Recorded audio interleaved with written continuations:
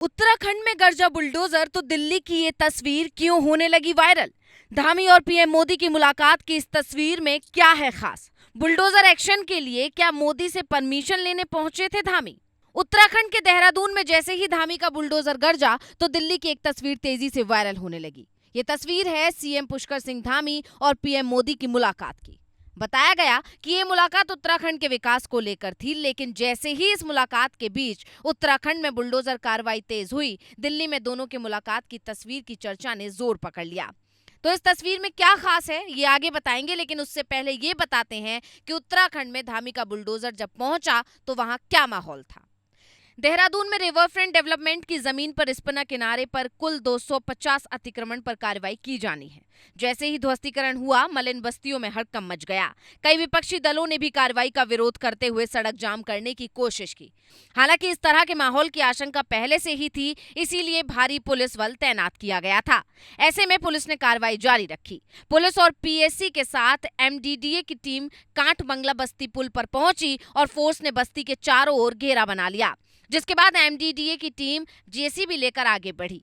अब इस बुलडोजर कार्रवाई से राज्य की सियासत गरमाई हुई है। ऐसे में जब ये तस्वीर आई तो कयासों का बाजार गरमा गया।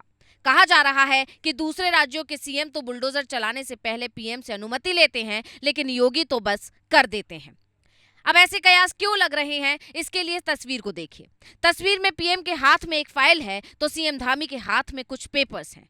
दोनों के बीच कुछ बात हो रही है और इधर उत्तराखंड में बुलडोजर गरजने लगता है। इसलिए कहा जाने लगा है कि धामी मोदी से बुलडोजर कार्रवाई की अनुमति लेने पहुंचे थे। चलिए अब ये बुलडोजर कार्रवाई क्यों हो रही है वो भी आपको बता देते हैं। दरअसल एनजीटी के निर्देश पर रिस्पना के किनारे वर्ष 2016 के बाद किए गए निर्माण के सर्वे में कुल 524 अतिक्रमण चिन्हित किए गए थे। 89 अतिक्रमण नगर निगम की भूमि पर, जबकि 12 नगर पालिका मसूरी और 11 राजस्व भूमि पर पाए गए थे। दूसरी तरफ नगर निगम के नियंत्रण में रिवर फ्रंट डेवलपमेंट प्रोजेक्ट के लिए जिस भूमि को एमडीडीए के नियंत्रण में दिया गया था, उस पर 412 से ज्यादा अतिक्रमण होने की बात सामने आई है। इस पर आपत्ति उठी तो नगर निगम ने आपत्तियों की सुनवाई के बाद 74 अतिक्रमण की अंतिम सूची तैयार की थी। संशोधन के बाद चूना भट्टा, दीपनगर और बाडीगार्ड बस्ती में कुल 64 निर्माण ध्वस्त किए गए। अब परीक्षण के बाद एमडीडीए की जमीन पर चिन्हित 250 अवैध निर्माण की ही सूची है, जिन पर कार्रवाई की रिपोर्ट 30 जून तक एनजीटी को सौंपनी है। यानी ये प्रोजेक्ट पुराना है जिस पर अचानक से एक्शन तेज हो गया है।